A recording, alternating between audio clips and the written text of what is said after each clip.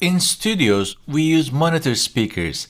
These are different from the speakers a typical music listener would use. Consumer-grade speakers are usually designed to make music sound better. They exaggerate especially the bass and high frequencies, so when you listen to them in a typical retail store, they will make a powerful first impression. And you might enjoy listening to music on those speakers, but if you use them for mixing, they will misguide you, and that's a dangerous trap. Let's imagine that you're mixing on a consumer-grade speaker that exaggerates the low frequencies. It will mislead you into thinking that you have plenty of bass, but when you listen elsewhere, you will hear that the bass almost disappears because those environments may not exaggerate the bass so much and you may be disappointed. So the monitor speakers we use in studios are designed to sound as flat as possible across our hearing range. They are not perfect and they all have their own colors that they add to the music. So even if you get the best monitors out there, you will still need some time to get used to them and to figure out how they translate to listening environments in the outside world. Monitors come in different shapes and sizes. First, there are active monitors and passive monitors. Active monitors have amplifiers built right inside them, so you can connect them directly to the outputs of your audio interface. Passive speakers are just speakers. You must have an external amplifier to drive them.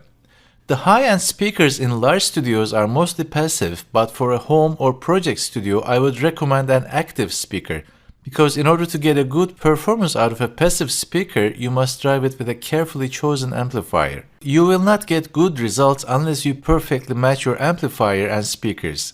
Active speakers save you from this burden and offer an optimum solution at a reasonable cost. Most studio monitors are two-way, meaning there are two speakers in them, a tweeter and a woofer.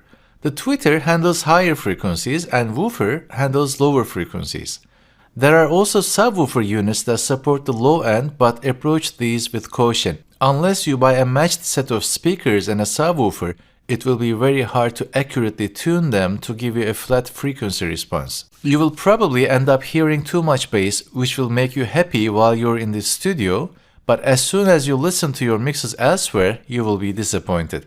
It would be awesome to have a great pair of perfectly accurate monitors, but this is a matter of budget, so let's look at what you can do to make the most of what you have available.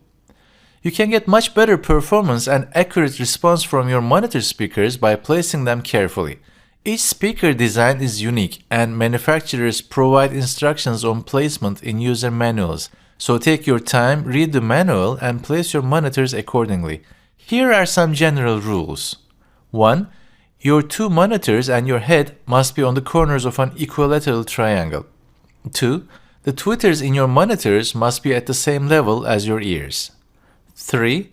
Place your monitors as far from the rear walls as possible. Most monitors use a ported design, which means they have an opening or port somewhere in their enclosure to increase bass response.